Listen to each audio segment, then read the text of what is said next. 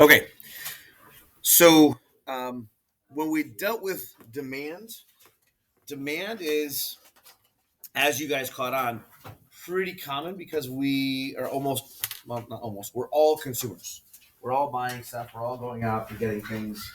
It's just the way we live. Now, even as a owner of a company, I still have to buy things as well, right? So I'm still looking at the law of demand.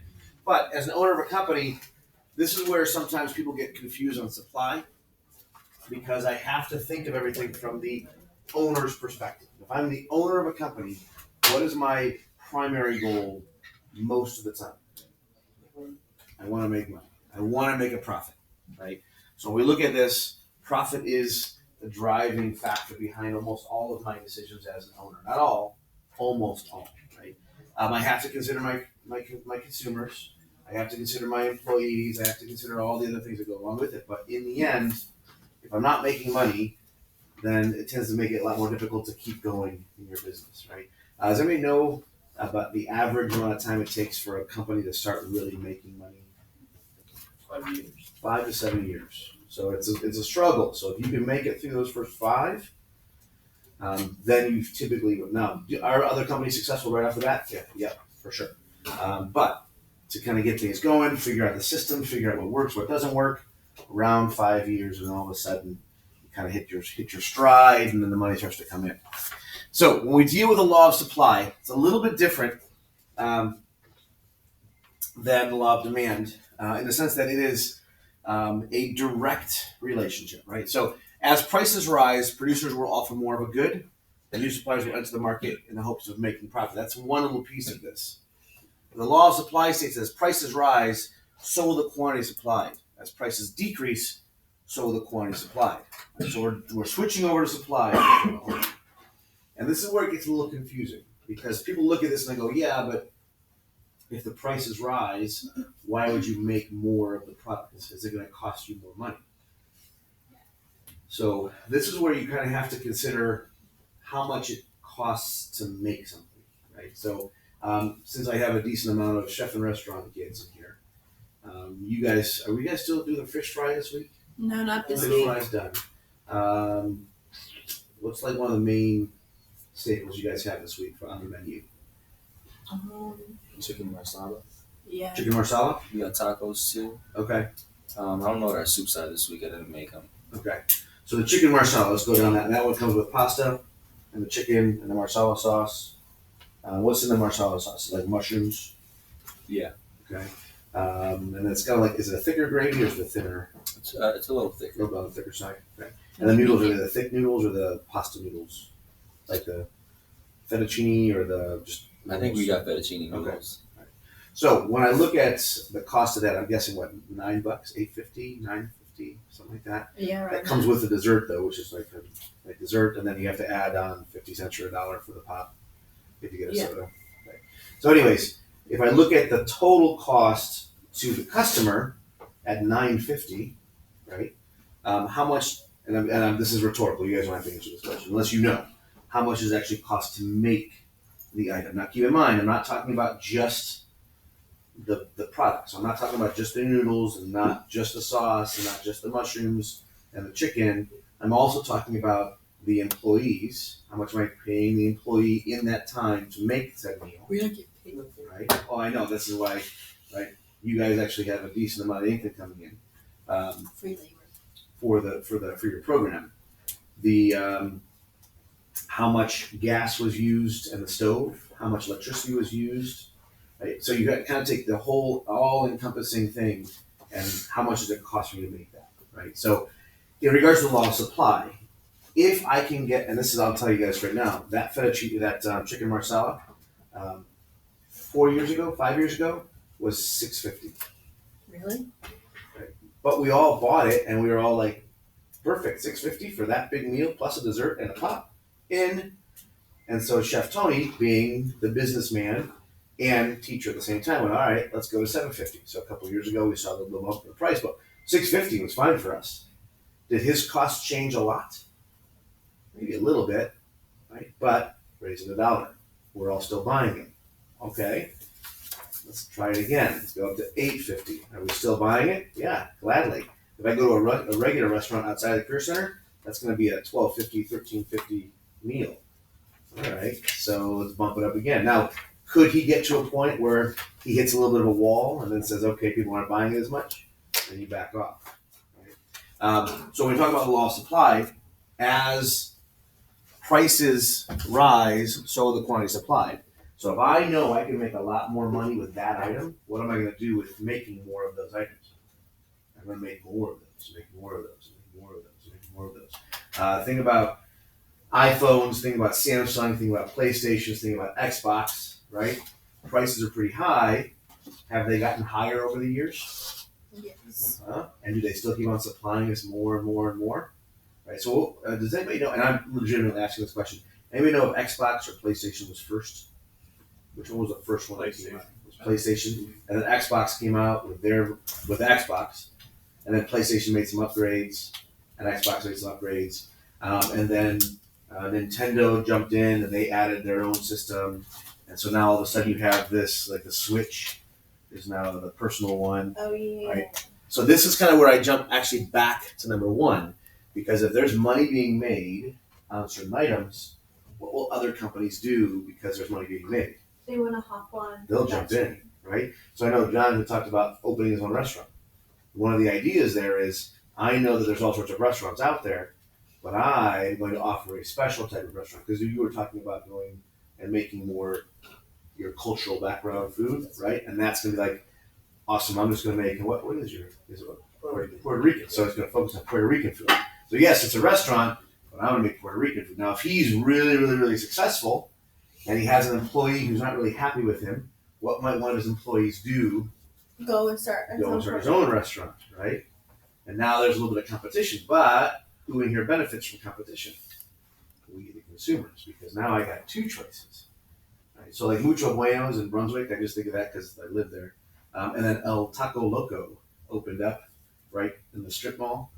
Mucho Bueno like dominated. It was them and Cozumel. Cozumel was far enough away, you have to worry about it. Now right across the street's El Taco Loco. So Mucho Buenos is offering all these, they're making adjustments to the menu, offering little specials here and there to try to get people to commit. Right. So as the prices go up, you will typically see people make more of those products. Same thing is true on the opposite end. And the best example I can think of is Silly Bands. Is what? Not Silly Bands. What are those? The elastic ones? Were they Silly Bands? Yeah. Was that right? Okay. Yeah. And they had the shapes, right? And for a while, everyone was buying them. And there was companies on the wazoo making more and more and more. And then people stopped buying them. And so prices had to drop. And people started dropping prices to get people to buy. And they still weren't buying them. Of course, does anybody know what that's called when there's like a big, huge push and then later on it kind of drops away? The fat, yeah.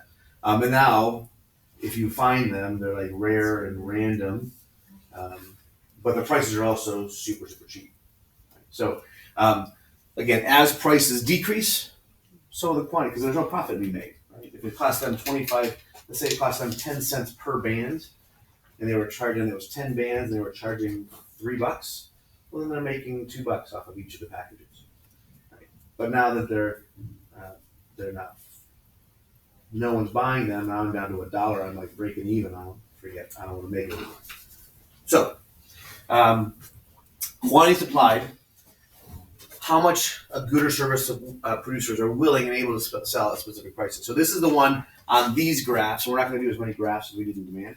This is where we look at it from the, if you owned a company, would you be willing to sell this product for this much? For this much? For this much? If you talk to, we go to like the car companies and we look at them and say, okay, what's the minimum you'll charge for this? And then what would you like to charge for this? And again, it was up to the owners of the company. They would jack those prices up as high as they could, but who do they have to keep in mind when they're making their prices? You guys. If you're not going to buy it, why would I keep on charging you that much? Okay. All right. Good. All right. This kind of goes back to that first thing I had in red on there, profit motive. Right, this is a big, huge drive for everything we do, economic or supply-wise.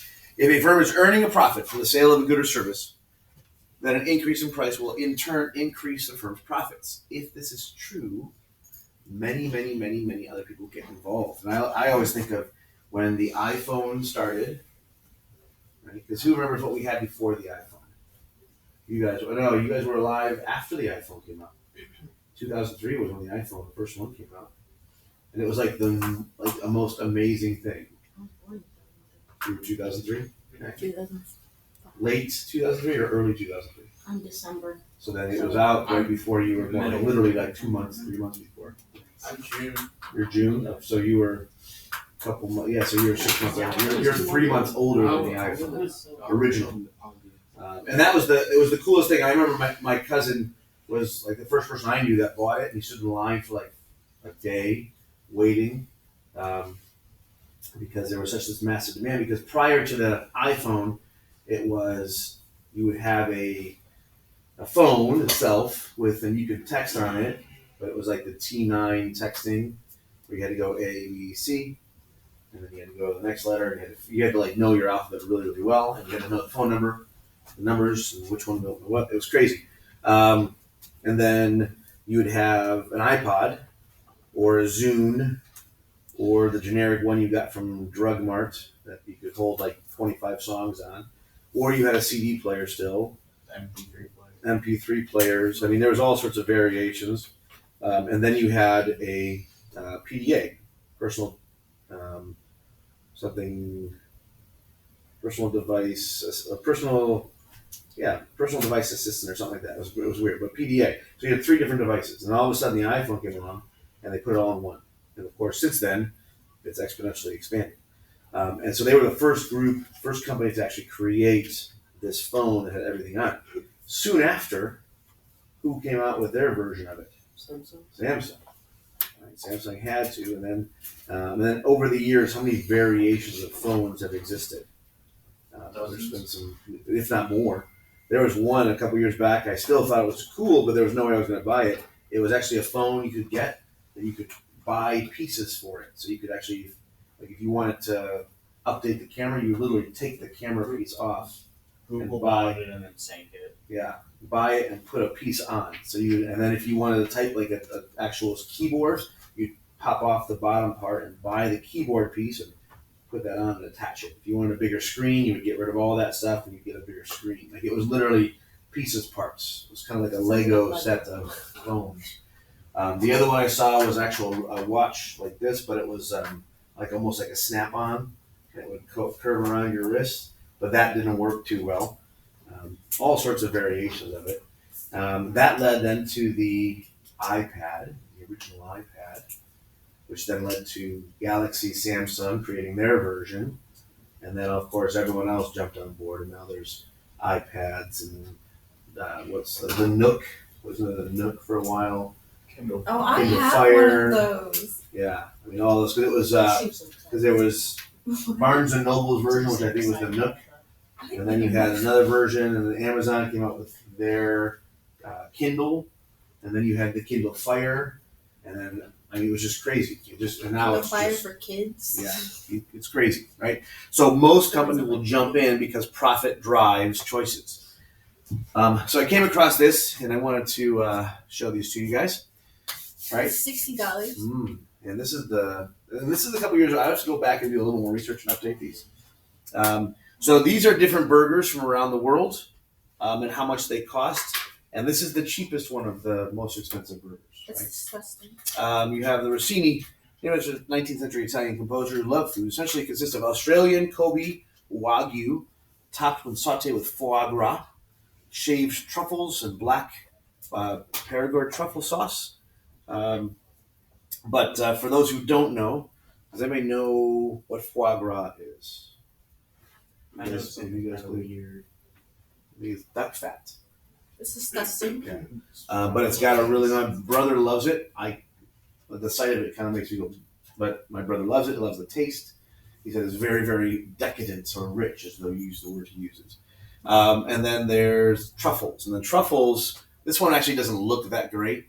Has anybody ever had truffle sauce? Or truffle, like, have you ever gone to the Rail? They have the truffle fries. Yeah, those are so good. And it's just, there's something about, it's like a buttery, but it's a mushroom that you can actually, and that in and of itself, because they're so scarce, where there's such a minor amount of them, the cost is astronomical, depending on which one you get. There is Chinese versions of the truffle, and they're very, very generic, that they produce in mass quantities, which brings the price down, of course. It's so expensive because it's Wagyu. Yeah. Now Wagyu or Kobe beef is very, very, very, very high-end beef, right? So I'll just see if the link works great, because it kind of defines almost every single burger on here has the Wagyu connection to it. So It's good. yeah.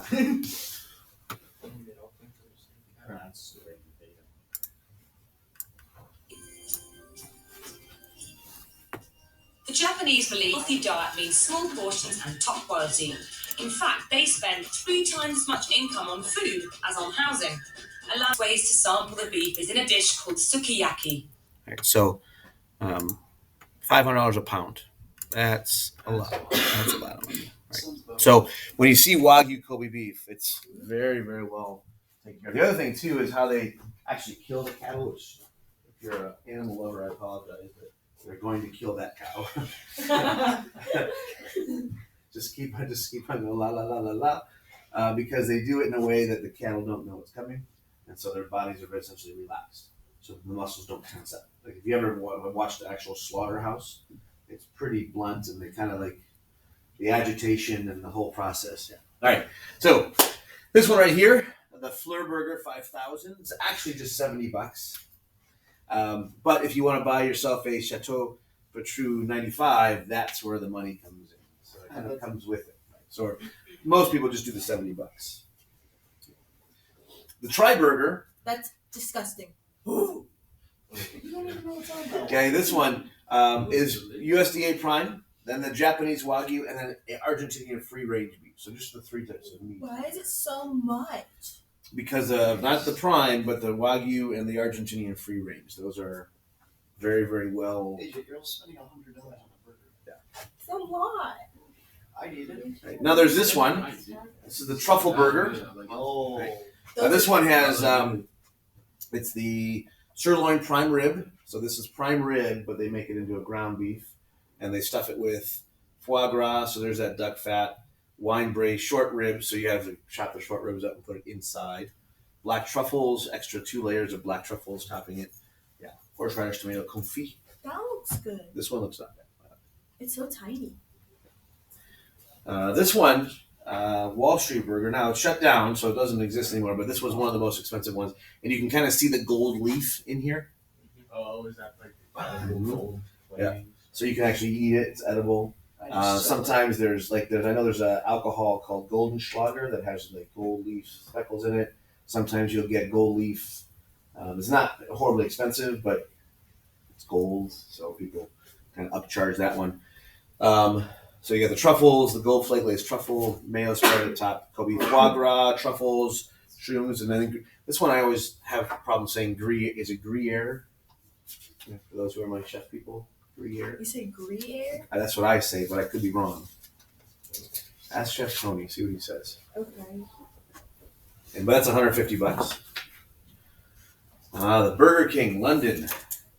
Wagyu, white truffles, pata negra, crystal onion straws, Himalayan rock salt, shallot mayo, $190 in Burger King in London. But it's on the other side of the world, so it's gonna be 10 times better. Now this one's in New York. So I not don't the think other we side know of the world. British food because it tends to be kind of Really? $300 almost for this one. Yeah.